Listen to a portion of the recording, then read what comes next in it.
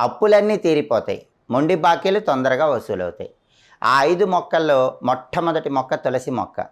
ఎవరైనా సరే ఇంట్లో కృష్ణ తులసిని కానీ లక్ష్మీ తులసిని కానీ పెంచుకోవాలి. అలా పెంచుకుంటే లక్ష్మీ కటాక్షం విశేషంగా కలుగుతుంది. రెండవది మారేడు. ప్రతి ఇంట్లో కూడా మారేడు మొక్క తప్పనిసరిగా ఉండాలి. ఏ ఇంటి ఆవరణలో అయితే మారేడు మొక్క పెంచుతూ ప్రతి శుక్రవారము కూడా మారేడు మొక్క దగ్గర దీపం పెట్టి శ్రీ వృక్షాయై శ్రీనివాసాయై నమః అని 11 సార్లు చదువుకుంటారో ఆ ఇంట్లో లక్ష్మీదేవి గల్లు గల్లుమని నాట్యం చేస్తుంది. ఆ తర్వాత మూడవ చెట్టు ఉసిరిక చెట్టు. ఈ ఉసిరిక చెట్టులో పెద్ద ఉసిరి అని ఉంటుంది. ఈ పెద్ద ఉసిరిని ఇంటి ఆవరణలో పెంచినట్లయితే లక్ష్మీనారాయణలిద్దరి అనుగ్రహము విశేషంగా కలుగుతుంది.